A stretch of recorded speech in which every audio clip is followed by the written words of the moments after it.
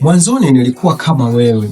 Mwanzoni nilikuwa siamini kuhusu teknolojia, na hicho kilinifanya nikawa nyuma kabisa ya teknolojia. Sasa naelewa maana ya teknolojia ni kitu gani. Kwa hiyo, hebu jitathmini wewe unauelewa gani kuhusu teknolojia. Sasa leo naenda kukuambia jinsi ambavyo teknolojia inaongeza value kwenye kitu fulani au inakuongezea thamani. Sasa hivi dunia inaenda kwa kasi sana. Teknolojia inabadilika kila kukicha. Mambo yanabadilika. Yale ambayo uliona 2024 au 2020 sasa hivi ni tofauti kabisa. Watu wanatengeneza mapesa wakiwa na teknolojia, kuijua tu namna ya kuitumia, namna inavyofanya kazi na namna ya kuiendesha. Watu wanatengeneza pesa. Kuna kitu kinaitwa chatbot. Watu wengi wamekuwa wakikisikia labda chatbot. Sasa naomba nikwambie kitu. Chatbot ni kitu gani?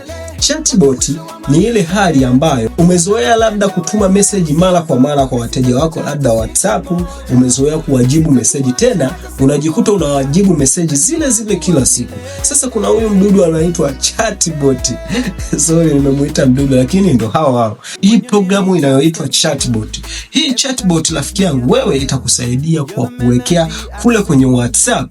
Yaani kama una struggle kuchukua muda mrefu sana kuwajibu wateja wako WhatsApp, ukiwa na hii chatbot inaweza ikakusaidia kwamba ukafanyeje, wewe ukawa ni rahisi sana kuwajibu wateja. Yani wewe hauwajibu wateja, ila hii programu yenyewe itakujibia wateja masaa 24 na siku 7 za wiki bila kuchoka.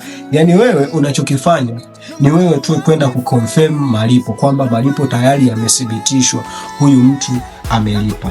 Ndio hiyo hapo inaitwa chatbot. Hii ni programu ambayo unahitajika wewe uiweke kwenye biashara yako kwa niaba ya kukurahisishia kujibu wateja mara kwa mara. Dunia inazidi kwenda kwa kasi. Wateja sasa hivi wameendelea kufahamu kwamba kuna teknolojia ambayo inaweza ikawarahisishia maisha, kwamba anaweza akawa nyumbani akaagiza bidhaa na zikafika kwa haraka zaidi. Sasa yale mawasiliano ya kwako na yeye, maana yake atachati na wewe WhatsApp. Kwa hiyo jitahidi sana uwe na mfumo huu wa chatbot, utakusaidia sana kuepusha muda na gharama za mara kwa mara za kumwajiri mtu ya kumweka pale awe anajibu tu message za wateja na kuconfirm zile order.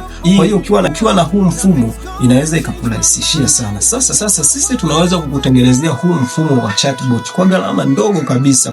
Kwa hiyo fanya kitu kimoja, tucheki hapo kwenye namba hizo hapo zinazopita kwenye screen, tutakutengenezea mfumo huo wa chatbot ambao unaweza kukurahisishia maisha na biashara yako ikaenda fresh. Hii ni Tech Kijanja, sehemu sahihi ya kuichambua tech kwa lugha rahisi ya Kiswahili, yani tunasema tech in Swahili. Till next time, bye.